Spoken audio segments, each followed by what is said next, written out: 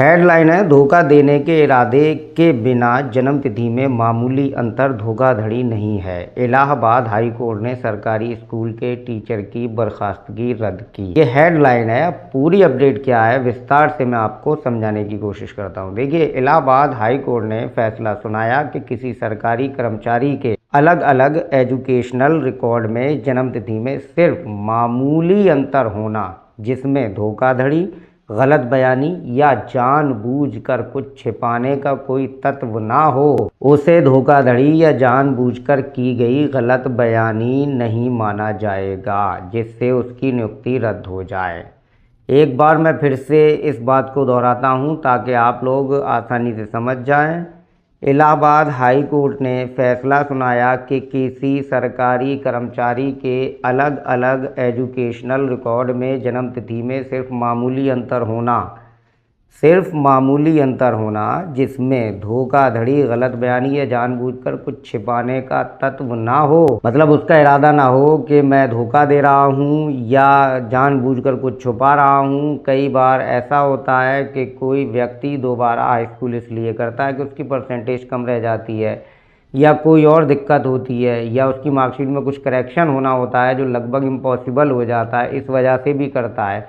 और वो मार्कशीट वो बंदा कहीं यूज़ नहीं करता है, मतलब जो सही होती है उसी को यूज़ करता है, तो इसमें धोखाधड़ी शामिल नहीं है। उसे धोखाधड़ी या जानबूझकर की गई गलत बयानी नहीं माना जाएगा, इससे उसकी नियुक्ति रद्द हो जाए। जस्टिस मंजू रानी चौहान की बेंच ने इस तरह जून 2019 में मऊ में एक सरकारी असिस्टेंट टीचर के खिलाफ जारी बर्खास्तगी का आदेश रद्द किया और राज्य के अधिकारियों को निर्देश दिया कि वे उसे तुरंत अपनी ड्यूटी फिर से शुरू करने की अनुमति दें। सिंगल जज ने टिप्पणी की, धोखाधड़ी का निष्कर्ष जिसके गंभीर सिविल परिणाम होते हैं, संदिग्ध परिस्थितियों या रिकॉर्ड में सिर्फ मामूली विसंगतियों के आधार पर नहीं निकाला जा सकता, चाहे वे कितनी भी असुविधाजनक क्यों ना लगें। जस्टिस चौहान ने यह भी कहा कि धोखाधड़ी का अनुमान नहीं लगाया जाना चाहिए, बल्कि इसे विशिष्टता के साथ पेश किया जाना चाहिए और ठोस और निर्विवाद सबूतों से साबित किया जाना चाहिए जो इस मामले में मौजूद नहीं थे। अब ये मामला संक्षेप में समझते हैं हम। याचिकाकर्ता विजय कुमार गुप्ता को 2014 में मऊ जिले में एक जूनियर बेसिक स्कूल में असिस्टेंट टीचर के तौर पर नियुक्त किया गया।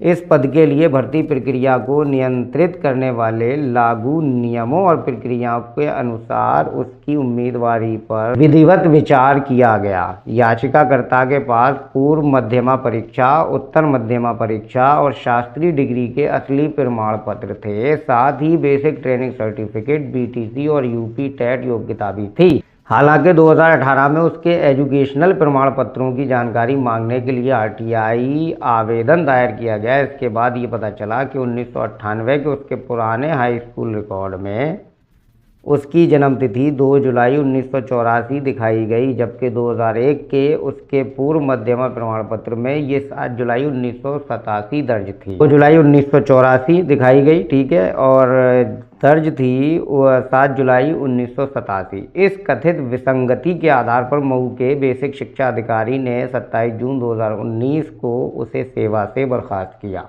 और उसके खिलाफ एफआईआर दर्ज करने का निर्देश दिया। इसे चुनौती देते हुए उन्होंने हाई कोर्ट का रुख किया और ये दलील दी कि याचिकाकर्ता ने किसी भी चरण पर उक्त हाई स्कूल सर्टिफिकेट पर ना तो भरोसा किया और ना ही उसे पेश किया। यह प्रस्तुत किया गया इसका उपयोग ना तो बीटीसी ट्रेनिंग कोर्स 2010 में दाखिला लेने के लिए किया गया था और ना ही नियुक्ति के समय इसे जमा किया गया था। इसके अलावा ये तर्क दिया गया कि चूंकि याचिकाकर्ता को उक्त सर्टिफिकेट के आधार पर किसी भी समय कोई लाभ नहीं मिला, इसलिए बर्खास्तगी का आदेश पूरी तरह से अनुचित और कानूनी रूप से अस्थिर था। ये देखते हुए कि याचिकाकर्ता के खिलाफ मुख्य आरोप एक पिछले हाई स्कूल सर्टिफिकेट का खुलासा न करना था जिसमें जन्म की तारीख अलग दिखाई गई, बेंच ने टिप्पणी की कि किसी जानकारी का खुलासा न करना जिसे कदाचार माना जा सके, उद्देश्यपूर्ण, सोची समझी और धोखा देने के स्पष्ट इरादे से प्रेरित होना चाहिए। बेंच ने आगे कहा कि इस तरह के दुराशय के अभाव में ये चूक ज़्यादा से ज़्यादा केवल एक अनियमितता ही मानी जाएगी, ना कि कोई ऐसा दंडनीय कृत्य जिसके परिणामस्वरूप नियुक्ति रद्द करने जैसा कठोर दंड दिया जा सके। हाई कोर्ट ने ये भी नोट किया कि याचिकाकर्ता द्वारा जिन सर्टिफिकेटों पर भरोसा किया गया उन पर कभी भी जाली या मनगढ़ंत होने का आरोप नहीं लगाया गया।